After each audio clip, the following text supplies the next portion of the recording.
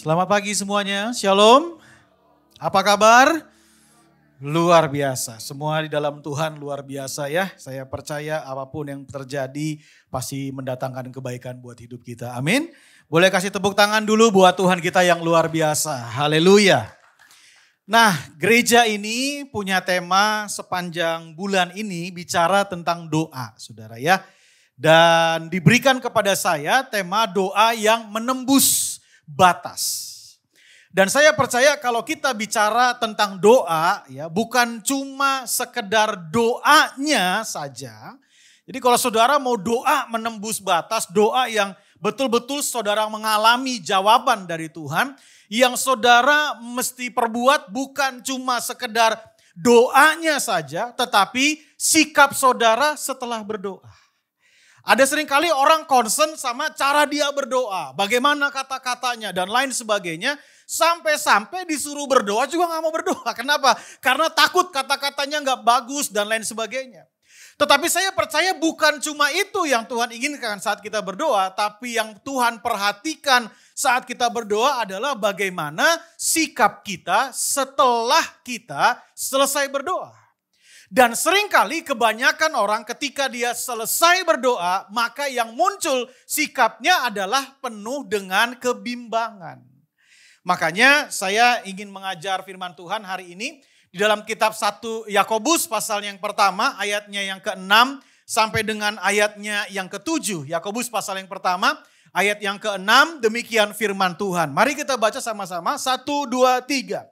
Hendaklah ia memintanya dalam iman dan sama sekali jangan bimbang sebab orang yang bimbang sama dengan gelombang laut yang diombang-ambingkan kian kemari oleh angin. Nah, berikutnya, orang yang demikian janganlah mengira bahwa ia akan menerima sesuatu dari Tuhan. Jadi, siapa di sini yang mau menerima sesuatu dari Tuhan? Angkat tangan tinggi-tinggi. Wah, semuanya mau ya. Sekarang bilang kiri kanannya, jangan bimbang ya. Karena kalau saudara bimbang, saudara nggak akan nerima sesuatu. Jadi berdoa itu penting, tapi ada hal yang tidak kalah penting daripada berdoa adalah sikap saudara setelah saudara dan saya berdoa. Dan seringkali kita tidak mendapatkan jawaban doa dari Tuhan karena sikap kita setelah berdoa penuh dengan kebimbangan lepas kebimbangan. Nah, hari ini saya ingin bagikan buat setiap kita ada 4 hal yang kita bisa pelajari bagaimana saudara dan saya tidak bimbang setelah saudara selesai berdoa. Bagaimana saudara dan saya memiliki ketenangan dan tidak tergesa-gesa, tidak khawatir, tidak dikuasai oleh kebimbangan dan kekhawatiran setelah saudara dan saya selesai berdoa kepada Tuhan. Yang pertama yang saya temukan adalah begini, fokus kita harusnya pada ketaatan bukan kepada kepastian. Banyak orang jadi bimbang, kenapa? Karena setelah dia selesai berdoa, fokusnya bukan kepada ketaatan, tapi fokusnya kepada kepastian. Selama kepastiannya belum kelihatan, selama kepastiannya tidak di depan mata, selama kepastiannya belum menjadi satu wujud yang nyata, maka dia akan penuh dengan kebimbangan lepas kebimbangan. Apalagi kalau yang kita harapkan ketika kita selesai berdoa segalanya sudah berubah. Tapi ternyata kita nggak lihat ada perubahan sedikit pun dari saat kita selesai berdoa. Karena fokus kita adalah kepastian bukan kepada ketaatan. Nah, hari ini saya ingin mengajak saudara untuk melihat cara berpikir yang berdoa. Cara berpikir yang berbeda setelah saudara dan saya selesai berdoa. Mari jangan berfokus kepada kepastian, tapi berfokuslah kepada ketaatan. Mazmur 119, kita lihat firman Tuhan, di situ jelas ayatnya yang ke-105, firman Tuhan berkata begini, firman-Mu itu pelita bagi kakiku dan terang bagi jalan-jalanku. Katakan sama saya pelita, 1, 2, pelita. Firman Tuhan itu adalah pelita. Nah saudara, yang namanya pelita itu jangkauan terangnya nggak jauh. Jangkauan terangnya itu cuma 1-2 meter di depan mata kita. Nggak jauh, namanya pelita saudara. Nah saya sempat berpikir kenapa Tuhan gak bilang Firman-Mu itu seperti lampu sorot mobil yang jauh bisa sampai endingnya kita tahu. Kenapa firman Tuhan cuma sampai di pelita aja? Dan ternyata saya menemukan bahwa memang Tuhan menuntun saudara dan saya ini langkah demi langkah, step by step. Dia akan menuntun setiap kita, makanya dikatakan firman Tuhan itu adalah pelita bagi kaki kita. Saya sempat bergumul dalam hati saya berkata, Tuhan kenapa kok Tuhan cuma jadikan firman itu sebagai pelita? Kenapa nggak sampai ending, nggak sampai di ujung, nggak sampai garis akhirnya? Kita tahu apa yang akan kita alami, kita tahu apa yang akan kita lewati dari setiap doa yang kita naikkan kepada Tuhan. Karena manusia pengennya kepastian, betul kan? Kita mau tahu endingnya nih kayak apa sih? Ini ya endingnya seperti apa? Itu yang kita mau. Tapi saya mau kasih tahu, seringkali Tuhan enggak menjawab kepastian kita. Kalau saya bilang kepastian tuh pasti menurut versi manusia ya, pasti menurut versi kita. Kenapa Tuhan enggak kasih tahu ujungnya? Kenapa Tuhan enggak terangi jalan kita sampai ujung kita tahu, oh ini toh nanti yang akan kita alami? Jawabannya sederhana. Yang pertama, kalau saudara tahu ujungnya, saudara belum tentu percaya. Betul? Belum tentu percaya. Saudara, suatu hari katakan anak saudara lagi beribadah di sini, hadirat Tuhan penuh dengan nyata, penuh dengan kuasa. Ada hamba Tuhan yang berdoa dan berkata, anakmu ini akan menjadi seorang presiden Republik Indonesia 45 tahun ke depan. Saudara akan bilang gini, masa iya? Saudara gak percaya. Belum tentu saudara apa? Percaya. Yang kedua, kalaupun Tuhan bukakan jalannya, dia terangi sampai ujung, saudara belum tentu mau. Yang pertama belum tentu percaya, yang kedua belum tentu mau. Yusuf, kalau Tuhan terangi, dari dia mimpi, lalu Tuhan bilang begini, Yusuf, mulai hari ini kamu lihat ini, besok kamu akan dijual, kamu akan dimasukkan ke dalam sumur. Kamu akan dibenci oleh semua seisi keluargamu. Kamu akan difitnah.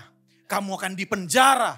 Kamu akan dilupakan di dalam penjara. Baru setelah itu kamu akan naik menjadi salah satu pemimpin di Mesir. Saya yakin Yusuf belum tentu mau. Betul? Hah? Ngerti sampai di sini? Iya. Waktu misalnya saudara bilang, Tuhan, ini doa-doa manusia ya Tuhan.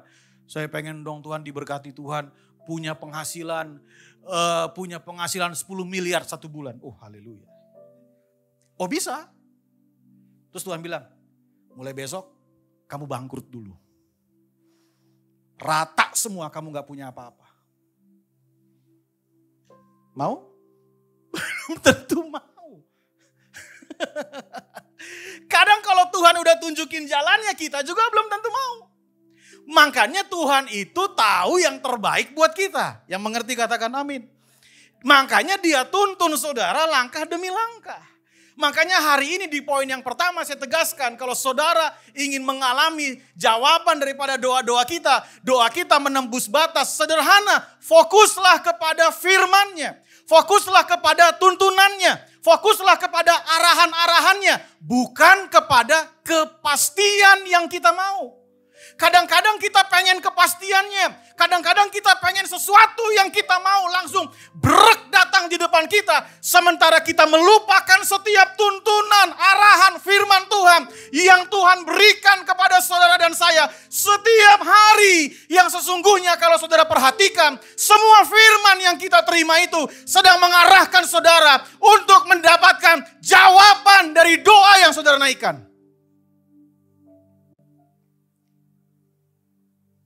Kita cuma fokus sama jawabannya. Kita abaikan firman-Nya. Kita abaikan tuntunannya. Kita abaikan arahannya. Padahal lewat arahan, lewat tuntunannya, dia sedang mengarahkan kita semua kepada setiap doa, kepada jawaban doa yang dia berikan buat saudara dan saya. Yang mengerti katakan amin. Iya. Saya nggak tulis di slide saya, Tapi saya mau belajar, ajak saudara untuk lihat bagaimana kisah Elia. Suatu hari Elia ada di tempat yang kering. Penuh dengan kekeringan lalu. Itu ceritanya di 1 Raja-Raja pasal 17 ya. Lalu Tuhan perintahkan Elia ke tepi sungai Kerit.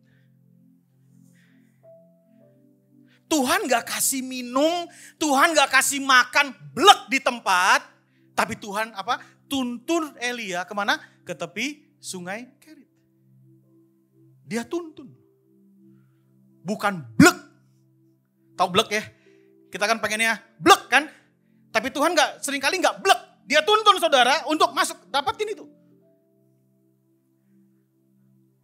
Lalu singkat cerita kita tahu Elia minum dari tepi sungai air sungai Kerit. Lalu dikasih burung gagak untuk kasih Elia makan. Sungainya kering. Tuhan ngapain lagi? Tuhan tuntun lagi Elia, Tuhan berfirman. Katakan sama saya, Tuhan berfirman. Tuhan berfirman kepada Elia dan firmannya dikatakan kamu pergi ke Sarfat.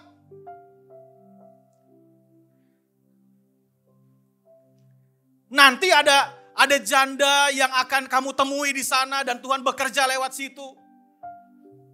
Elia pergi ke Sarfat. Sarfat bukan tempat yang nyaman buat Elia. Tuhan tuntun Elia ke tempat yang dia gak suka. Dia gak suka. Gak nyaman buat Elia. Itu area musuh. Tapi dia dibawa ke Sarfat. Dia dituntun ke Sarfat. Dan udah dituntun ke Sarfat. Gak ada Sherlocknya lagi. Itu perempuan ada di mana. Betul gak saudara? Nggak jelas alamatnya di mana. Tuhan cuma kasih tahu Sarfat.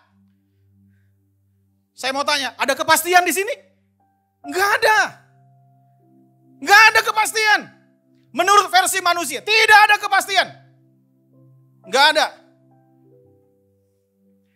Udah sampai di Sarfat, singkat cerita, bla bla bla bla bla bla bla bla, akhirnya ketemu saudara.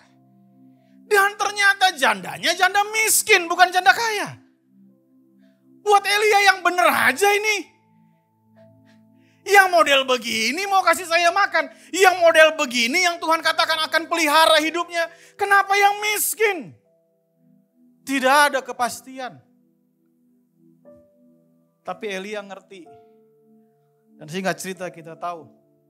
Janda Sarfatnya bilang, saya cuma punya tepung dan minyak segini. Kalau saya masak buat anak saya dan saya, habis itu saya mati. Masa buat kasih kamu lagi? Elia bilang perbuatlah itu. Maksudnya seperti yang firman Tuhan katakan kepada Elia. Artinya janda Sarfat ini harus memberi kepada Elia. Janda Sarfat pun dilanda dengan ketidakpastian. Betul? Tapi yang bikin mukjizat terjadi dan dua-duanya lihat mukjizat. Karena dua-duanya cuman mau taat. Bukan mau kepastian. Mau apa? Taat. Itu kunci doa kita. Ketaatan. Bukan kepastiannya. Tuhan selalu punya cara untuk menjawab doa kita. Dan cara setiap orang itu berbeda-beda. Jalannya berbeda-beda. Makanya fokus sama firman Tuhan. Fokus sama arahan Tuhan. Fokus sama tuntunan Tuhan. Kita akan lihat keajaiban di dalam kehidupan kita. Jangan fokus sama keajaibannya. Fokus sama arahan, sama tuntunan, sama firman Tuhan. Itu yang pertama. Yang Tuhan mau supaya kita melihat doa-doa kita ini menembus batas. Yang kedua, saya percaya begini bahwa doa itu bukan sekedar untuk mengubah keadaan, saudara mesti ngerti. Tetapi doa itu juga mengubah hati kita, mengubah pikiran-pikiran kita, mengubah cara pandang kita, mengubah diri kita sendiri. Saudara akan jadi mudah khawatir, mudah bimbang setelah selesai saudara berdoa. Kalau fokus saudara bahwa doa saudara akan mengubah keadaan yang sedang terjadi. Kalau saudara fokus bahwa doa saudara akan mengubah situasi yang sedang terjadi. Nah masalahnya seringkali ketika kita selesai berdoa dan menjalani hidup setelah selesai berdoa, keadaan kita tidak berubah. Situasi kita tidak langsung berubah, kondisi kita tidak langsung berubah. Itu yang terjadi. Karena tidak berubah, akhirnya kita jadi bimbang. Kita jadi ragu sama apa yang kita doakan. Sementara yang saya ingin sampaikan bahwa doa itu bukan cuma merubah keadaan, tetapi doa itu merubah setiap hati kita. Doa itu merubah diri kita. Doa itu merubah pemikiran-pemikiran kita.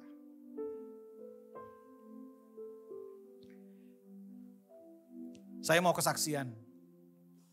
Masih hangat soalnya.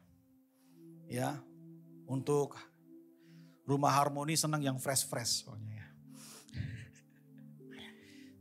Saya sama istri 3-4 tahun belakangan ini dipercaya oleh Tuhan menjadi orang tua asuh.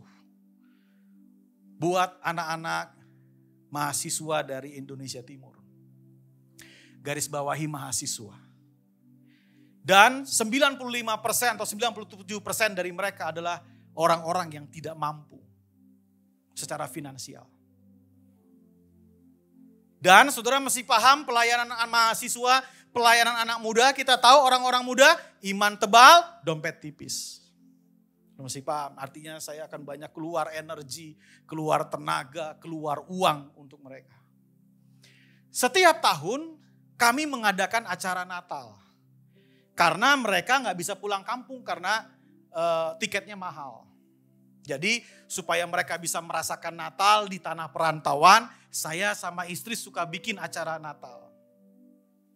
Singkat cerita saudara, Natal tahun ini saya ngobrol sama mereka, kami ngobrol, istri saya juga ngobrol sama mereka, kita tanya, kalian pernah ngalamin retret enggak? Jadi ternyata mereka enggak pernah tahu apa itu retret, saudara. Lalu saya sama istri memutuskan untuk ya udah kita bikinin mereka acara retreat untuk Natal tahun ini. Nah, begitu saya hitung biayanya, tanya tempat retreatnya, tanya busnya, tanya semuanya. Ternyata dana yang dibutuhkan buat saya cukup besar. Karena saya hidup hanya dari pelayanan. Cukup besar. 34.400.000. Besar buat saya. Tapi mungkin buat beberapa saudara gak besar, itu cuma makan siang aja. Buat beberapa orang ya. Oh iya loh, ada orang makan siangnya segitu, ada ya. Buat saya gede banget itu. Waduh, besar sekali. Tolong digaris bawahi, saya ngomong nominal bukan berarti saya minta dana. Tolong garis bawahi. Saya ngomong nominal supaya saudara mengerti apa yang saya maksudkan tentang Tuhan merubah cara saya berpikir. Lalu saya pulang ke rumah, saya gemeter, kaki saya lemes karena buat saya gede sekali. Saya bilang gini, Tuhan kayaknya gak bisa nih. Berat, gak mungkin saya bisa. Batalin aja kali ya. Bikin acara yang lain yang lebih murah. Berat Tuhan, saya gak bisa. Ah ini Tuhan datang nih di hati saya nih. Dia bilang begini. Memang sejak kapan kamu bisa? Terus dia merubah cara berpikir saya dengan dia flashback saya ke belakang. Kamu ingat waktu Natal pertama mereka, di tahun mereka, pertama mereka? Kamu butuh dana berapa? 2 juta Tuhan. Iya. Kamu juga sama kan gemeter kayak gini? Datang sama saya, sama Tuhan? Iya. Kamu juga sama kan bilang gak bisa? Iya, gak bisa. Tapi Tuhan cukup. Iya, Tuhan cukupi. Natal tahun kedua kamu butuh berapa? 7 juta. Kamu juga sama kan? Bilang gak bisa. Iya benar, saya bilang gak bisa. Benar, saya ingat, saya nangis di kaki Tuhan. Saya gak punya uang segitu, saya gak bisa. Ya. Natal tahun ketiga kamu ingat, kakak kamu berdoa, kamu gemeter. Butuh berapa? Butuh 10 juta Tuhan. Benar kan kamu juga bilang gak bisa? Iya. Makanya ditanya balik, emang sejak kapan kamu bisa? Kapan kamu bisanya? Iya Tuhan memang tidak bisa. Tapi kan sekarang juga gak bisa. Ya dulu aja gak bisa. Memang sekarang juga gak bisa. Saya tahu kalau di hati saya Tuhan udah bicara seperti itu, saya yakin gini. Saya langsung percaya, pasti bisa. Saya taruh iman saya di dalam. Saya taruh percaya saya di dalam. Iya Tuhan. Saya ngerti. Pasti bisa.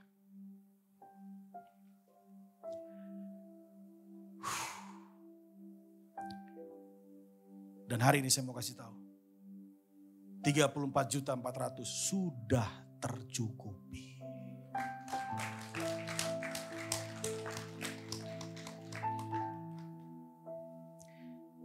Makanya waktu angkat pujian tadi saya kagum sama Tuhan. Saya nggak fokus. Terlalu kagum sama apa yang Tuhan sudah buat. Dan tercukupinya lucu lagi. Minggu lalu saya pelayanan di desa. Saya nyetir mobil dari desa A ke desa B, dari daerah A ke daerah B. Tiba-tiba di tengah jalan saya terima WhatsApp. Dan WhatsAppnya kirim foto. Saya pikir foto saya pelayanan, ternyata bukan saudara. Saya pikir foto flyer, bukan. Foto nominal transfer. Lalu dia masukin sebuah angka. Saya bilang sama istri saya, ini ada masuk sekian untuk Natal anak-anak. Oh iya berarti sudah cukup. Sudah terpenuhi karena anugerah Tuhan. Tepuk tangan buat Tuhan kita. Dia rubah cara saya berpikir Pak, Bu. Waktu saya selesai berdoa habis gemeteran itu, emang langsung keisi penuh? Tidak. Saya masih ketemu angka 30 sekian juta itu. Besoknya langsung terpenuhi? Tidak. Tapi karena Tuhan sudah merubah cara saya berpikir, sehingga saya bisa jalan dengan tenang dan percaya. Tanpa sedikit pun bimbang dan ragu. Karena saya percaya Tuhan pasti mencukupi segala sesuatunya. Situasi bisa gak berubah. Kondisi bisa gak berubah. Gak apa-apa. Yang penting kitanya berubah kan? Iya. Yang penting kitanya berubah. Justru karena kita berubah, kita bisa merubah situasi. Justru karena kita berubah, kita bisa merubah semua keadaan yang sedang terjadi dalam hidup kita. Karena kitanya yang berubah. Jadi hari ini fokus bukan sama keadaan. Tapi ingat, Tuhan mengubah hidup kita. Tuhan mengubah hati kita. Tuhan merubah cara kita berpikir. Yang mengerti katakan amin. Tepuk tangan buat Tuhan kita. Yang ketiga, percaya dan pegang janji Tuhan. Nah ini, kita diminta untuk percaya. Percaya dan pegang janji Tuhan. Karena itu aku berkata kepadamu, apa saja yang kamu minta dan doakan. Apa itu? Percayalah bahwa kamu telah menerimanya, maka hal itu akan diberikan kepadamu. Salah satu anak dari anak mahasiswa yang kami mentor, yang tadi saya bilang dari Nusa Tenggara Timur itu. Mereka datang, salah satu anak ini datang sama saya. Dia bilang, Pak, aduh, kenapa sih bilang? Luar biasa ini Tuhan. Jadi saudara mesti paham, ini anak. Setiap kita mau kumpul komunitas, dia yang selalu bukain ruko di mana kita ngumpul. Jadi kadang kondisinya lagi meriang-meriang, saking tanggung jawabnya saudara. Dia bukain, dia datang, dia bukain. Terus satu hari dia datang sama saya, beberapa waktu ini, bulan belakangan ini dia datang. Dia bilang, Pak, gimana menurut Bapak? Apa? Saya ditawari beasiswa sama dosen saya. S2. Cuman bukan di Indonesia, tapi di Polandia. Oh ya? Saya pergi atau enggak? Dari sekian banyak orang. Berapa yang ditawarin? Cuman saya, Pak. Dan saya tahu yang pinter banyak. Tapi dia yang ditawarin. Saya mau kasih tahu sama saudara. Dalam hidup ini, dengar baik-baik. Jalur otak kemampuan aja gak cukup. Jalur orang dalam gak cukup. Gak cukup. Karena orang-orang dalam yang lain akan pakai jalur orang dalamnya untuk masuk ke dalam situ. Betul gak? Saya tekankan juga sama anak-anak komunitas ini. Suatu hari kamu akan lulus, kamu akan kerja. Dengar baik-baik, jalur otak aja gak cukup, keterampilan aja gak cukup. Karena otak dan keterampilan seringkali kalah dengan jalur orang dalam. Tapi saya bilang, jalur orang dalam juga gak cukup. Kalian harus paham, ada satu jalur lain. Namanya jalur langit. Jalurnya Tuhan. Terus dia tanya sama saya, emang bagaimana cara jalurnya Tuhan bekerja? Orang bisa pakai orang dalam nih. Yang pakai orang dalam ada 7 orang, bisa kan? Dari satu posisi, bisa kan 7 orang? Terus yang mau hire dia bekerja, dia akan lihat 7-7-nya dan dia seleksi. Yang mana ya? Yang ini sih penampilannya kurang oke. IP-nya juga kurang oke. Tidak berpengalaman juga. Tapi seringkali keputusan nih, saya yakin saudara juga pernah ngalami keputusan gini. Gak tahu kenapa saya kok seraknya sama dia. Pernah gak ngalamin keputusan begitu? Hah? Pernah ya? Nggak, dari sekian banyak orang yang dijajarin nih kadang-kadang nih. Untuk kita hire lah jadi karyawan, atau kita jadikan panitia lah, atau kita jadikan karyawan, atau kita jadikan apa aja. Bisa jadi nggak sesuai dengan kriteria yang kita mau sih. Tapi nggak tahu kenapa dalam diri kita ada kayak gini. Kok seraknya sama dia ya? Nah saya bilang gini, untuk orang bisa dapatkan seraknya sama dia, itu butuh jalur langit. Itu butuh Tuhan di dalamnya. Itu butuh anugerah Tuhan. Terus saya bilang sama anak ini, udah percaya aja, berangkat saja. Tapi kan belum tentu Pak, nanti ada diseleksi lagi. Iya, kamu harus percaya seolah kamu sudah menerimanya. Mau tahu caranya? Apa Pak? Mulai sekarang persiapkan semua dokumen. Iya dong, jangan nunggu diterima baru persiapin dokumen. Betul gak saudara? Persiapkan semua dokumen yang diperlukan. Persiapkan dirimu baik-baik. Mesti tes TOEFL kah? Mesti apakah? Persiapkan semua dengan baik, semua dengan matang. Itu bagian wujud nyata kalau kita percaya. Kadang-kadang kita cuma ngomong percaya, tapi kita tidak berlaku seperti orang yang sudah menerimanya. Yang terakhir, yang keempat, percayalah pada pribadi Tuhan, bukan sekedar kemampuannya. Percaya sama pribadinya, bukan sama sekedar kemampuan atau perbuatan-perbuatan tangannya. Makanya firman Tuhan berkata, Yesaya 41 ayat yang ke-10, di situ dikatakan, janganlah takut sebab aku menyertai engkau. Janganlah bimbang sebab aku ini Allahmu. Maka aku akan apa? Meneguhkan, bahkan akan menolong engkau. Aku akan memegang engkau dengan tangan kananku yang membawa kemenangan. Tuhan di situ menyatakan dia menggaransi, aku akan menolong, aku akan menyertai, aku akan menuntun, aku. Lihat sama pribadinya, bukan sekedar kemampuannya. Kita seringkali jadi bimbang, jadi kecewa. Kenapa? Karena fokus kita kemampuan. Fokus kita perbuatan tangannya. Fokus kita adalah kuasanya. Kalau Tuhan tidak mengeluarkan kuasanya, yang anehnya kita marah sama pribadinya. Betul gak? Kok Tuhan? Kalau Tuhan tidak menolong kita, kita marah sama pribadinya. Lucu loh. Yang kita harapkan soalnya perbuatan. Yang kita harapkan soalnya kuasa. Dengar baik-baik Bapak Ibu. Tuhan itu bukan cuma Tuhan penolong. Tapi juga Tuhan itu adalah Tuhan yang mengajar. Bukan cuma menolong. mengajar.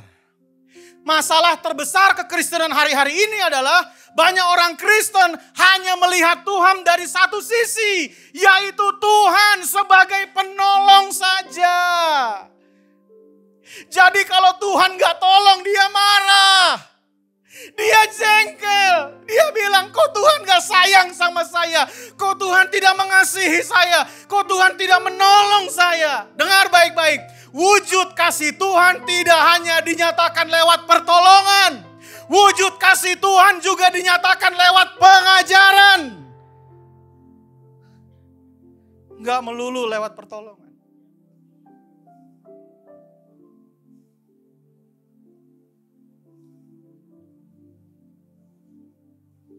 Kalau fokus kita cuma kemampuan, kita gampang bimbang. Karena kemampuan akan membuat saudara cuma fokus sama pertolongan. Oke. Gak ada di slide saya. Saya tiba-tiba muncul. Coba lihat. Karena waktu tadi saya ngomong Tuhan ngajar, Tuhan tolong. Kelihatan wajah saudara butuh ayat. Jadi saya kasih ayat aja. Ulangan pasal yang ke-8. Ya, ayat yang sederhana.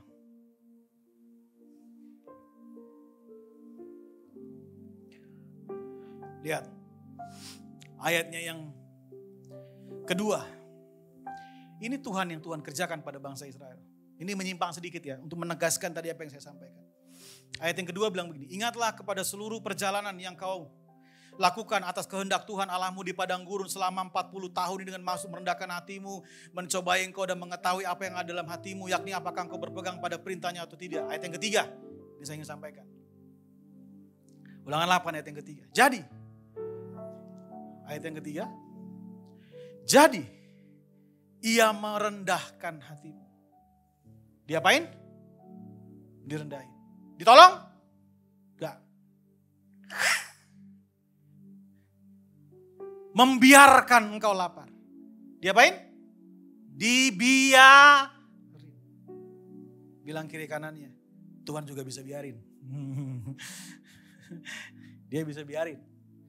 Kok Tuhan gak jawab doa saya? Lagi dibiarin. Membiarkan kau lapar. Memberi makan kau mana yang tidak kau kenal dan juga tidak dikenal oleh nenek moyangmu.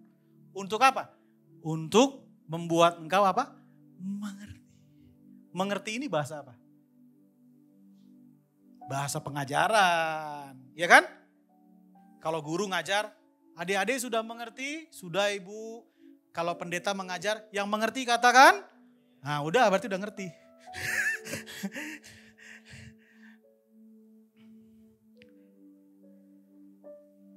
Ayat yang kelima lihat, ulangan 8 ayat yang kelima.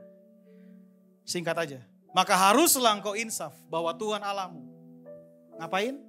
Mengajari engkau seperti seseorang mengajari. Bilang kiri kanannya. Bukan cuman penolong, tapi pengajar. Amin. Dia bukan cuman penolong.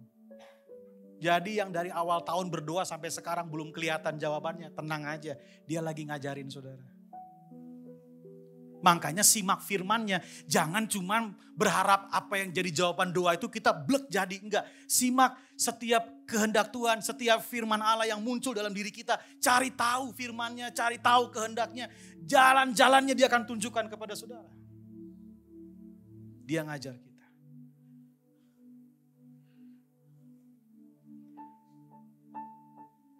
Ada seorang perempuan, ngelihat laki-laki, wih, kaya nih kelihatannya, mobilnya kelas atas, pakaiannya juga merek terkenal.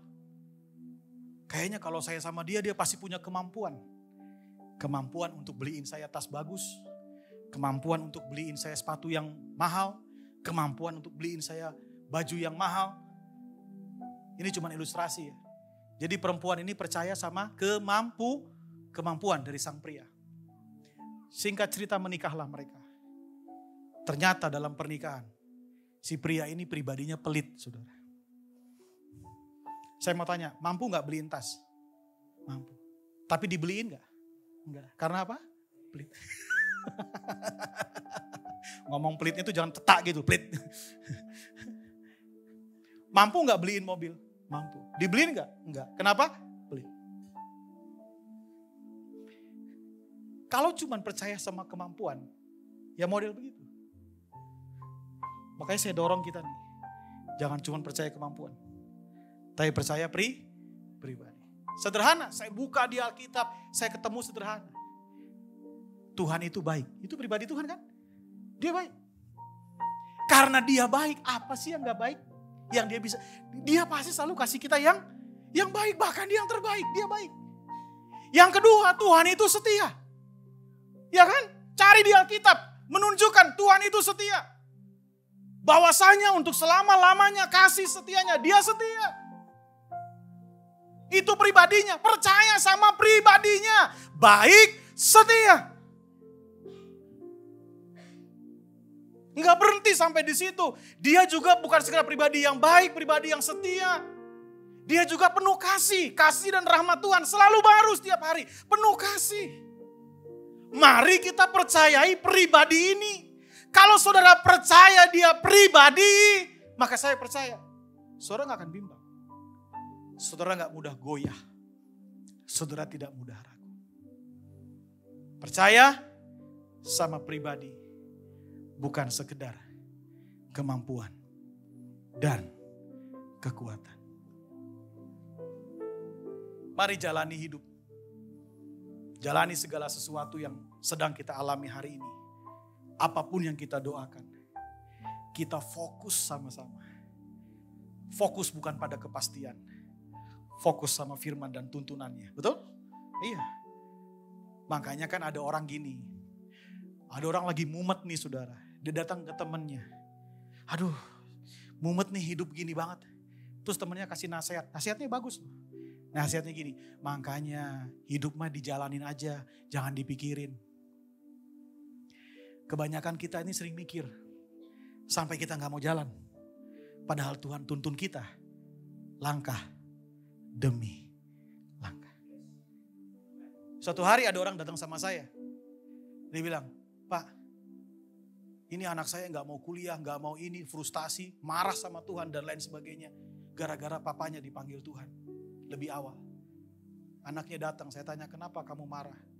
Bayangin om, papa saya doain orang disembuhin, orang sakit sembuh. Terus, saya kemarin datang ke KKR, orang doain sakit sembuh. Terus, kenapa papa saya gak sembuh dari penyakitnya?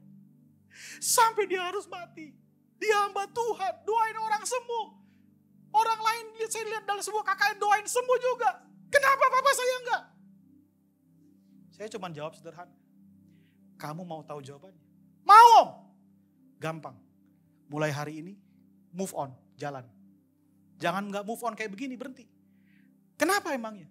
Karena gini, semua pertanyaan yang kamu tanya hari ini, jawabannya di bagian depan perjalanan hidupmu. Seringkali kita gak nemu jawaban. Karena kita berdiri. Kita gak mau melangkah. Kita gak mau berjalan. Padahal semua dijawab, jawaban semua yang kita tanya hari ini di bagian depan. Kalau gak percaya, praktek. Jangan cuma dengar khotbah ini, praktek. Yang lagi belum move on nih, praktek move on coba. Karena saya sudah mempraktekkannya. Begitu jalan, lama-lama saya bilang gini, oh saya ngerti. Kenapa waktu ini begini? Oh, saya ngerti kenapa waktu itu begini. Kenapa?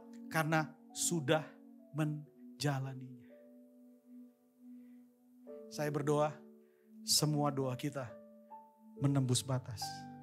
Tuhan Yesus memberkati berlimpah-limpah. Mari bangkit berdiri bersama-sama. Katakan, ku tidak takut, ku tidak bimbang, sebab kau besertaku.